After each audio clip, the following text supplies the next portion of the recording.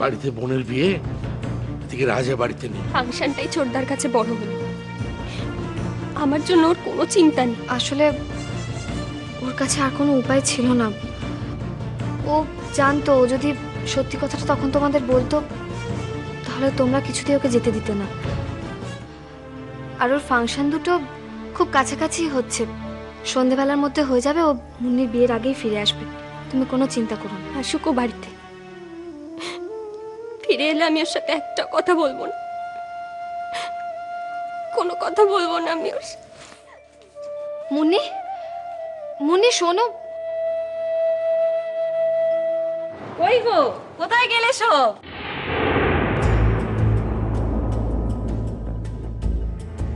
বিয়ে বাড়ি কোথায় চিৎকার চেঁচামেচি হবে, হইচই হবে তা নয়, এত ঠান্ডা ঠান্ডা কেন সব? কি ব্যাপারটা কি?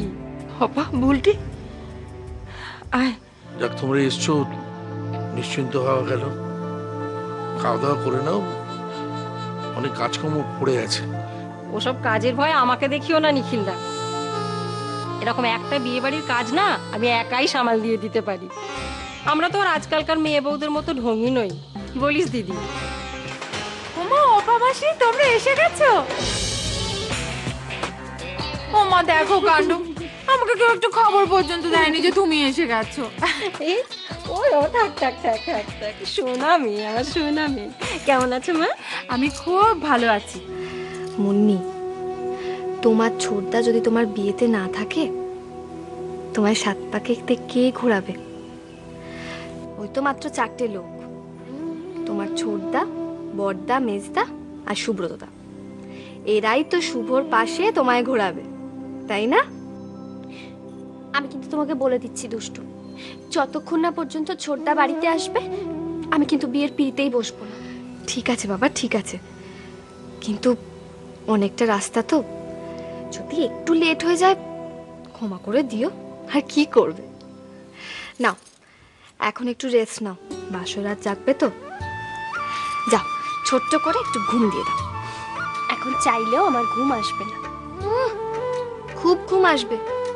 আপনি চোখটা বন্ধ করে মনে মনে শুভর কথা ভাবেন, দেখবেন কখন ঘুমিয়ে পড়েছেন। ঘুম আসবে না সবসময় আর কি না। শোনো, সত্যি এখন একটু রেস্ট নাও, তোমার রেস্ট নিতে হবে। আমি দরজাটা বন্ধ করে দিই। তাহলে লোকজন ডাকো, তত্ত্বগুলো হাতে হাতে গাড়িতে পৌঁছে দিক। সবাই ব্যস্ত, কারুকে ডাকতে হবে না, আমরাই বরং। হ্যাঁ চল গাড়িতে তুলি। হ্যাঁ হ্যাঁ আমরাই করি। তোমরাই তুলনাও।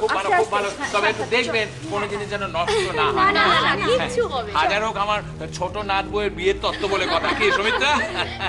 আস্তে কিন্তু রজত কোথায় গেল? রজত এসে গেছো? হ্যাঁ রেডি। আমি লেট করছো কেন? ও হয়েছে, নিজে লেট করে এখন আমাকে বলছে লেট করবে, চোখ হচ্ছে কেন? চল ভাইয়ের বিয়ে তো একটুখানি, শোনো মামায় দাও।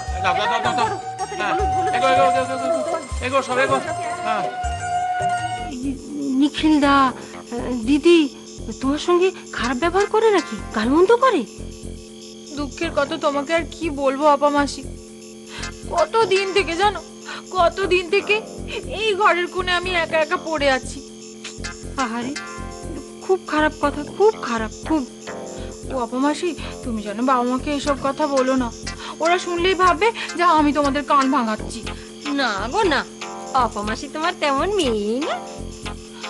আসলে কি জানো তো, এবারের ছোট বউ বড়লোক বাড়ির মেয়ে বলে বাবা মা ওর কোনো দোষ দেখতেই পায় না, যত দোষ সব আমার।